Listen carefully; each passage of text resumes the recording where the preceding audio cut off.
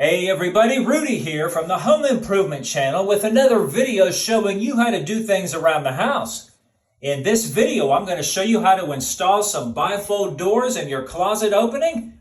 It's a very easy project that you can do on your own. Today we're going to be working with a 48-inch opening, and you're going to want to measure the opening to make sure of what size doors you have. Measure the width and the height. Like I said, this is a 48-inch opening, and the height is around 80 3/4. You're going to want to stay pretty close to that. You can shrink it a little bit, but not very much, or the door is just going to start to be too tight in the opening, and it's not going to work very smoothly. So the manufacturer does call for 80 3/4, and the opening width is pretty much right on. This is 48, and it's pretty much exactly 48. This is going to use two 24-inch doors, but you might have some different sizes, of course. You might have a 60-inch opening or a 72-inch opening, or you might have a smaller opening like this one here that uses a single door. You might find this in a bedroom closet or a kitchen pantry or something like that. Luckily, the procedure to do any of those openings is all the same, so I'm going to show you how to do these, and it should work on your opening. If you're new to my channel, consider clicking that subscribe button below. And if you like this video, if it was helpful for you, click that thumbs up video. It'll help me out. I really appreciate it. So without further ado, let's dive right in. So the first thing I usually like to do is mark a line down the center of this for the track. So this is approximately 4.5 inches wide. It's a little wider because of the steel corner bead in there, but I'm going to go with 4.5 and 2 1/4 to the middle. So I'm just going to draw several lines here at 2 1/4, like so. And I'm going to do that all the way across every so often. Once you get your lines across this thing in several different places, the best straight edge you can get is the track that it comes with. And you'll see in a minute why I'm drawing a line in the middle and not on the edge, because you'll think, well, if it's in the middle, I can't see it. But you'll see.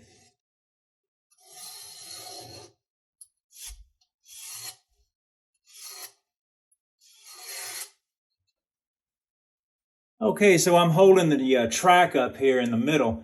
Now, the reason I put the line in the middle, I don't know if this is going to show up on the camera, but you can see the line right here through the middle of the screw hole, and you probably can't see the rest of them, but they're all lined up the same way.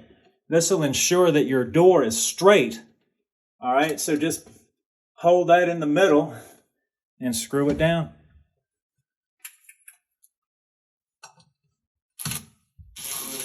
And just put the rest of the screws in. See, this one here has got the line right through the middle. If that line is not visible through the screw hole, then your door is going to be all crooked up there. So you want to make sure that it's straight. All right, I'll put the rest of the screws in and the other track the same way I just did this one. So one thing you might run into a problem with is the trim. The trim might be cut for a different set of doors or whatever, but these doors are in a little bit more this way than they originally were. So the trim was a problem. As you can see, I had to take the trim off, and I'll cut the trim once I get the new doors on. On this bottom bracket, a lot of times you're going to have wood on these two screws, and if you do, that's great. And if you don't, I'm going to show you what I did on the other side to get those in there, because I'm pretty sure there's no wood on the other side. I haven't put that bracket in yet. But to space this bracket, you can either use a long level, which is what I'm going to have to do on the other side. I'll show you in a second. But if you have a wall like this on both sides that you can use as a reference from the top, from the top track where you put that in, you can just easily measure from the end of the wall. See right here, we've got, I know I'm starting at 5, that way I can see. We've got our 2 1/4 down here at the bottom to the middle of this. That's the easiest way to do it. But if you're working on the other side, like this one here, where I don't have a reference wall to go off of, what I'm going to do is use a level to find that spot on the bottom where that bottom bracket should go. So let me show you what I'm talking about. I apologize if the video has shifted directions here, but it's just going to be for a second. The top of the level is right in the center there, and of course I need a reference line down here at the bottom. So instead of marking up the wall, I'm going to take a piece of tape and put it right there. All right, there we go. Now I have a reference mark for the bottom, so I know where the center of my bracket needs to go. Now I've used my level to transfer that mark down to the bottom there, and just put that in the middle. And remember I said if there was no wood on this side, I'm going to use this type of anchor. Here's a close-up of it right here. And that's going to hold that bracket just fine, especially since the other screw is going into the hardwood floor. And if you're dealing with carpet, you just set this bracket right on top of the carpet and there's no problem there. So what I would do is kind of pre-drill those holes to see if there's any wood there, which I suspect there's not. I haven't checked, so we're going to find out together.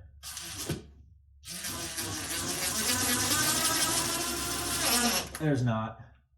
So drill the other one, then you can see where the holes would need to be. All right, just take them back out.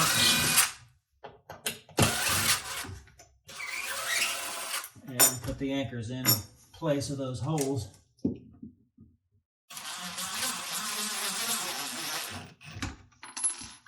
These anchors work great. There we go. Now it's got something to stick to. So if you're dealing with hardwood, I would pre-drill that hole first. Those screws that they give you are not very strong and they're liable to break off in the wood. So this should help that. It'll also help with splitting if you're near the end of a piece. All right, everything is prepared. Now we got to prepare the doors. So obviously if you're working with two doors, you're going to have a left door and a right door. And this is the bottom of the door, and they give you a hole on each side, one for left and one for right. This is the bottom of the right door. This is the bottom right of the right door right here. This pin goes in the bottom right of the right door right here, the one with the teeth like that. And then this one with the, if you have one like this, it's got a spring. This goes directly on the top on the right side. And if yours has a wheel like this, this one will go on the left top of the right door. And then the reverse will be on the other, on the left side door. Everything will be in reverse. This will go on the left bottom of the left door and so forth. Everything is opposite. So when you put these in, just kind of get them started with your fingers and carefully tap because it's plastic and plastic isn't real super strong. You don't have to bang on them real hard. Okay, we're still working on the right door. So this is the right top of the right door. That's the one with the pin and the springiness. So you kind of just have to hit the hammer against that spring is the only way to get that in there. So just be careful. Tap it till it stops. And then the one with the wheel goes at the top left of the right door. Slowly. That's it. All right, so for this part, it's pretty easy, but you do want to have a screwdriver in your pocket. Now remember that spline piece, we put that on the bottom, and you can turn it. I know you can't see it very well, but you can turn it to adjust the height. All right, so you can kind of see it right there. All right, so put that in the groove part of the bracket. Get that started in there. Now moving to the top, you're going to want this piece to be loose, and this pin here that's on the top of the door, you're going to want that pin to go right in. You're going to have to lean the door over and then keep straightening the door until the pin engages. All right, and then the wheel will go up in there just like so. Kind of open the door a little bit so you can get to the screw. See that screw? That's the one I'm tightening right there to lock the door down. And when you're finding a place to lock the door down, make sure that it isn't so close to the wall that it's going to hit the wall and tear up the wall. Just kind of slowly close the door. Make sure that you maintain a gap here, otherwise you're going to tear up the wall and possibly the door too. All right, see, we close. Now what you're going to want to do is compare it to the other door. All right, see, we got a big gap here. This door is already pretty much adjusted where I want it to be. So I'm going to move this door over this way and see the height difference here. I'll show you how to adjust that in a second.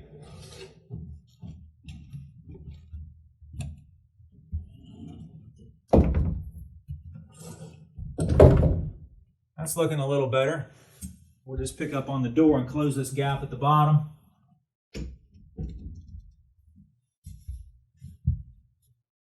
That's pretty good right there. They open and close real easy. Now the height, if you notice, there's a little bit of a difference here. So what you can do is lift up on the door and unscrew this grooved pin on the bottom to raise the door. Wrong way. See what that does. That's pretty close at the top. That's good. And last but not least, just drill the hole for your knobs. You can put your knob wherever you want to, but this is where I usually put them, inside the center of this square. I've marked both centers right here. Your center is going to be different than mine unless you've got the exact same door. And just drill a hole right through there, that's it. Not much to the knob, just drive the screw in from the back and hold it with a screwdriver. The door comes with this aligner right here that you would use if the bottom of the door is, say, racked like that or whatever. These are actually hanging straight, so I'm not going to bother to fool with this. But if your door is, just say this one is like that, pushed in and the other one is out, what you can do is put that on the inside, on the back side of the door, and when that grabs it, it'll pull it to this side. You put it in here at the bottom and screw it in the back. Like I said, I'm not going to bother with that. There's 2 little screws that comes with, and then when the other door hits that, it'll push it straight again. Also, if you're wondering about this spring right here, this thing is absolutely worthless. If you want to know where it goes in the track right here, and you push it in there. Well, that's how I put in bifold doors. If you have any questions, comment below, and thanks for watching.